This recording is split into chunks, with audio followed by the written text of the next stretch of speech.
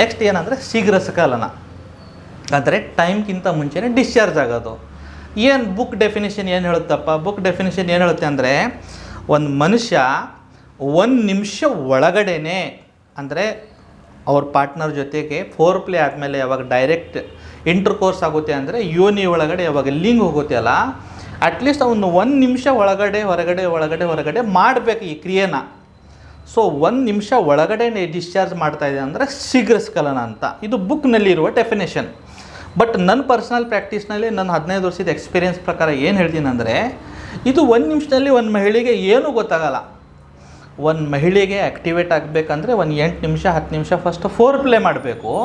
Four play ಇದ್ಮೇಲೆ at least 1 ನಿಮಿಷನೋ 2 ನಿಮಿಷನೋ first ನೀವು slow ಆಗಿ ಏನು ಮಾಡಬೇಕು, ಸ್ಟ್ರೋಕ್ ಮಾಡಬೇಕು. ಅಂದರೆ ಸ್ಲೋಲಿ ಇನ್ಸರ್ಟ್ ಮಾಡೋದು, ಹೊರಗಡೆ ರಿಟ್ರ್ಯಾಕ್ಟ್ ಮಾಡೋದು, ಒಳಗಡೆ ಹಾಕೋದು, ಹೊರಗಡೆ ತೆಗೆಯೋದು. 2 ನಿಮಿಷ ಆದಮೇಲೆ ಸ್ವಲ್ಪ ನೀವು ಸ್ಟ್ರೋಕ್ ಸ್ಪೀಡ್ನ ಜಾಸ್ತಿ ಮಾಡಬೇಕು. ಅದು ಒಂದು 2 ನಿಮಿಷ ಆಗಬೇಕು. ಟೋಟಲ್ ಇದು 4 ನಿಮಿಷ ಆದಮೇಲೆ ಪೊಸಿಷನ್ ಚೇಂಜ್ ಮಾಡಬೇಕು. ಆವಾಗ ಒಂದು 2 ನಿಮಿಷ ಆಗಬೇಕು. ಸೊ ಮಿನಿಮಮ್ 4ರಿಂದ 5 ನಿಮಿಷ ನೀವು ಸೇರಿದ್ರೆ ದಟ್ ಈಸ್ ಕಾಲ್ಡ್ ಒಂದು ಆವ್ರೇಜ್ ಸೆಕ್ಸುವಲ್ ಕ್ವೈಟಸ್ ಅಥವಾ ಐವ್ರೇಜ್ ಲೈಂಗಿಕ ಕ್ರಿಯೆ. ಇವಾಗ ನೀವು ಜಸ್ಟ್ ಎಷ್ಟೋ ಜನ ನನ್ನ ಹತ್ರ ಬರ್ತಾರೆ, ಸರ್ 30 ಸೆಕೆಂಡು ಇರಲ್ಲ ಸರ್, ಡಿಸ್ಚಾರ್ಜ್ ಆಗಿಬಿಡುತ್ತೆ. ನೋಡೋಕ್ಕೆ ಚೆನ್ನಾಗಿದ್ದೀನಿ, ಹೆಲ್ದಿ ಇದ್ದೀನಿ, ಡೈಲಿ 2 ಅವರ್ ಜಿಮ್ ಮಾಡ್ತೀನಿ, ಪ್ರೋಟೀನ್ ಶೇಕ್ ತೊಗೊಳ್ತೀನಿ, ಹೈಟ್ 6.5 ಫೀಟ್ ಇದೆ, ನನಗೆ ಮುಜುಗರ ಆಗುತ್ತೆ ಸರ್ ವೈಫ್ ಎದುರುಗಡೆ ಅಥವಾ ಪಾರ್ಟ್ನರ್ ಎದುರುಗಡೆ ಹೋಗುವಾಗ. ಅದಕ್ಕೆ ನಾನು ಸೆಕ್ಸ್ನ ಅವಾಯ್ಡ್ ಮಾಡ್ತೀನಿ. ನನಗೆ ತುಂಬಾ ಸ್ಟಿಮ್ಯುಲೇಷನ್ ಆಗ್ತಾಯಿದ್ರೆ ನಾನೇ ಬಾತ್ರೂಮ್ನಲ್ಲಿ ಹೋಗ್ಬಿಟ್ಟು ಮಾಸ್ಟರ್ಬೇಷನ್ ಮಾಡ್ತೀನಿ.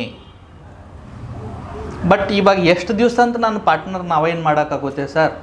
ಅವರು ಕೇಳ್ತಾರಲ್ಲ ಸರ್, ಅವ್ರದ್ದು ಒಂದು ಬಾಡಿಗೆ ಒಂದು ಬೇಸಿಕ್ ನೆಸೆಸಿಟಿ ರಿಕ್ವೈರ್ಮೆಂಟ್ ಇರುತ್ತಲ್ಲ ಸರ್, ಏನಾದರೂ ಮಾಡಿ ಸರ್, ನನಗೆ ಎಲ್ಲ ದೇವರು ಎಲ್ಲ ರೀತಿಯಿಂದ ಸೌಕರ್ಯ ಇದ್ದಾರೆ, ನಾನು ಬಡತನದಿಂದ ಬಂದಿದ್ದೀನಿ ಸರ್, ಇವತ್ತು ನಾಳೆ ಒಳ್ಳೆ ಲೆವೆಲ್ಗೆ ಬಂದಿದ್ದೀನಿ ಸರ್, ಸ್ವಂತ ಮನೆ ಇದೆ, ಕಾರ್ ಇದೆ, 2-3 ಮನೆಯಿಂದ ಬಾಡಿಗೆ ಬರುತ್ತೆ, ಎಲ್ಲ ರೀತಿಯಿಂದ ಸೌಕರ್ಯ ಇದೆ. ಬಟ್ ಇವಾಗ ನನಗೆ ಇದು ವೀಕ್ನೆಸ್ ಬಂದಿದೆ. ಸೊ ಯಾವಾಗ ಶೀಘ್ರ ಸ್ಖಲನ ಬಗ್ಗೆ ನಾನು ಮಾತಾಡಿದಾಗ ಇದು 3-4 ರೀಸನ್ಸ್ ಇರುತ್ತೆ. ಮೆನ್ ಏನಂದರೆ hyper sensitivity of glans penis, ಅಂದರೆ ಪೆನಿಸ್ ಅದ್ರ ಮುಂದಿನ ತುದಿ ಏನಿದೆಯೋ ನೋಡಿ, ಈ ಪಾರ್ಟು, ಇದರಲ್ಲಿ ಸೆನ್ಸೇಷನ್ ತುಂಬ ಜಾಸ್ತಿ ಆದರೆ, ಈ ಸೆನ್ಸೇಷನ್ ಜಾಸ್ತಿ ಆಗೋಕ್ಕೆ ಮಲ್ಟಿಪಲ್ ರೀಸನ್ಸ್ ಇರುತ್ತೆ. ಒಂದು, ಯೂಶ್ವಲಿ ಯಾರು ತುಂಬ ಬೇಗ ಆ್ಯಂಗ್ಸೈಟಿ ಬರುತ್ತೆ, ತುಂಬ ಬೇಗ ಎಕ್ಸೈಟ್ ಆಗ್ತಾರೆ, ಅವ್ರನ್ನಲ್ಲಿ ಜಾಸ್ತಿ ಇರುತ್ತೆ. 2ನೇದು, ಯಾರ ಬಾಡಿನಲ್ಲಿ ವೈಟಮಿನ್ B12 ಡೆಫಿಷಿಯನ್ಸಿ ಇರುತ್ತೆ, ವೈಟಮಿನ್ D ಡೆಫಿಷಿಯನ್ಸಿ ಇರುತ್ತೆ, ಅವ್ರನ್ನಲ್ಲಿ ಸೆನ್ಸೇಷನ್ ಜಾಸ್ತಿ ಆಗಿದ್ದಿರುತ್ತೆ. ಸ್ವಲ್ಪ ಜನರಿಗೆ ಫಂಗಲ್ ಇನ್ಫೆಕ್ಷನ್ ಬಂದಿದ್ದಿರುತ್ತೆ ಆ ಏರ್ನಲ್ಲಿ, ಅದರದಿಂದ ಸೆನ್ಸೇಷನ್ ಜಾಸ್ತಿ ಆಗೋದಿರುತ್ತೆ. ಸ್ವಲ್ಪ ಜನರಿಗೆ ಅಲ್ಲಿ ಹರ್ಪಿಸೋ ಅಥವಾ ಯಾವುದೋ ಬೇರೆ ಸೆಕ್ಸುವಲಿ ಟ್ರಾನ್ಸ್ಮಿಟೆಡ್ ಕಾಯಿಲೆ ಬಂದಿದ್ದಿರುತ್ತೆ, ಅದರದಿಂದ ಸೆನ್ಸೇಷನ್ ಜಾಸ್ತಿ ಇರುತ್ತೆ. ಸ್ವಲ್ಪ ಜನರಿಗೆ ಏನಾಗುತ್ತೆ, ಒಂಥರ ಕೊಂಡೋಮ್ ಯೂಸ್ ಮಾಡಿ ಸೆಕ್ಸ್ ಮಾಡೋದು ಅಭ್ಯಾಸ ಆಗಿದ್ಬಿಡುತ್ತೆ ಬಾಡಿನಲ್ಲಿ. ಸೊ ಅವ್ರು ಕೊಂಡೋಮ್ ಯೂಸ್ ಮಾಡಿಬಿಟ್ಟು ಸೇರಿದ್ರೆ ಯೂಶ್ವಲಿ ಅವ್ರಿಗೆ ಸೆನ್ಸೇಷನ್ ಜಾಸ್ತಿ ಫೀಲ್ ಆಗೋಲ್ಲ. ಬಟ್ ವಿತೌಟ್ ಕೊಂಡೋಮ್ ಯಾವಾಗ ಸೇರೋಕ್ಕೆ ಸ್ಟಾರ್ಟ್ ಮಾಡ್ತಾರೆ ನೋಡಿ, ಸೆನ್ಸೇಷನ್ ತುಂಬ ಬೇಗ ಆಗಿಬಿಟ್ಟು ಬೇಗ ಸ್ಖಲನ ಆಗುತ್ತೆ. ಸೊ ಒಂದಾಯಿತು ನಮಗೆ hyper sensitivity of glans penis. 2ನೇದು ಅಂದರೆ pelvic floor muscle weakness. Pelvic floor muscle weakness ಅಂದರೆ ನಮ್ಮ ಈ ಪರ್ಟಿಕ್ಯುಲರ್ ಪ್ರೈವೇಟ್ ಪಾರ್ಟ್ನ ನರಗಳನ್ನ, ಅಲ್ಲಿನ ಮಸಲ್ಸ್ನ, ಆರ್ಟ್ರೀಸ್ನ, ವೇನ್ಸ್ನ ಸಪೋರ್ಟಿಂಗ್ ಹಿಂಭಾಗ ಏನಾಗುತ್ತೆ, ಒಂದು ಮಸಲ್ ಇರುತ್ತೆ. ಈ ಮಸಲ್, ಈಗ ಫಾರ್ ಎಕ್ಸಾಂಪಲ್ ಒಂದು ಮನೆ ಇದೆ ಅಂತ ತಿಳ್ಕೊಳ್ಳಿ, ಆ ಮನೆಗೆ ಕೆಳಗಡೆ ಒಂದು ಪಾಯ ಇರುತ್ತೆ. ಸೊ ಪಾಯ ವೀಕ್ ಆಗಿಬಿಟ್ರೆ ಮನೆ ಏನಿರುತ್ತೆ, ಜಾಸ್ತಿ ನಿಮಗೆ ಹೈಟ್ ತೊಗೊಳಕ್ಕಾಗಲ್ಲ ಅಥವಾ ಜಾಸ್ತಿ ದಿನ ಅದರದ್ದು ಲೈಫ್ ಇರೋಲ್ಲ, ಬೀಳೋ ಸಾಧ್ಯತೆ ಇರುತ್ತೆ.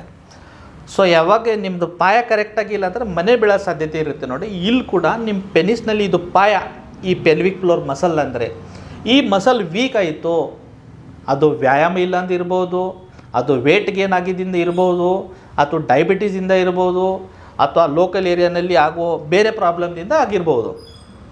ಸೊ ಈ ಪೆಲ್ವಿಕ್ ಫ್ಲೋರ್ ಮಸಲ್ನ ಟೋನ್ ಮಾಡಬೇಕಂದ್ರೆ ಯೂಟ್ಯೂಬ್ನಲ್ಲಿ ಹೋಗ್ಬೇಕು ನೀವೆಲ್ಲರೂ. ಕೀಗಲ್ ಎಕ್ಸಸೈಸ್ ಅಂತ ಸರ್ಚ್ ಮಾಡಿ. ನಾನು ಸ್ಲೋಲಿ ಮತ್ತೊಂದು ಸರ್ತಿ ಇರ್ತೀನಿ. ಕೀಗಲ್, KEGEL ಎಕ್ಸರ್ಸೈಸ್ ಅಥವಾ ವ್ಯಾಯಾಮ.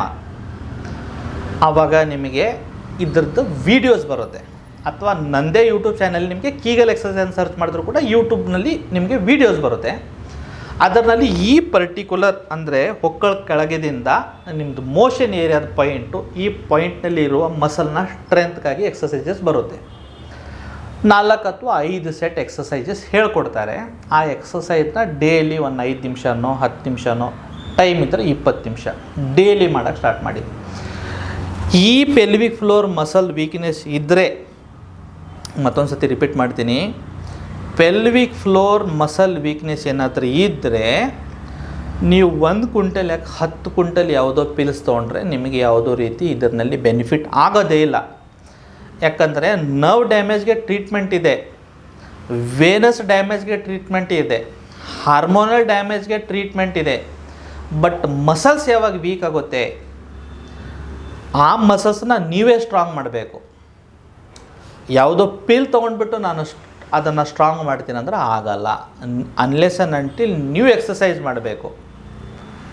ಈಗ ಒಂದು ಕಾಮಿಡಿ ಥರ ಹೇಳಬೇಕಂದ್ರೆ, ಈಗ ಫಾರ್ ಎಕ್ಸಾಂಪಲ್ ತಾವು ಜಿಮ್ ಹೋಗಬೇಕು, ಬಾಡಿ ಡೆವಲಪ್ ಮಾಡಬೇಕು.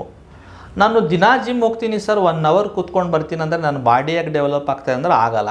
ಜಿಮ್ನಲ್ಲಿ ಕೂತ್ಕೊಂಡು ಬಂದರೆ ನಿಮ್ಮ ಮಸಲ್ ಡೆವಲಪ್ ಆಗೋಲ್ಲ, ನೀವು ಎಕ್ಸಸೈಸ್ ಮಾಡಬೇಕು ಅದರ ಜೊತೆಗೆ, ಆವಾಗ ಮಾತ್ರ ಬಾಡಿ ಡೆವಲಪ್ ಆಗುತ್ತೆ. ಅದೇ ರೀತಿ ಇಲ್ಲಿ ಅನ್ಲೆಸ್ ಆ್ಯಂಡ್ ಅಂಟಿಲ್ ನೀವು ಎಕ್ಸಸೈಸ್ ಮಾಡಿಲ್ಲ ಅಂದರೆ ನಿಮಗೆ ಪ್ರಪಂಚದಲ್ಲಿ ಯಾವ ಮೆಡಿಸಿನ್ನು ಈ ಶೀಘ್ರಸ್ಖಲನದಲ್ಲಿ ಚಿಕಿತ್ಸೆ ಕೊಡೋಲ್ಲ.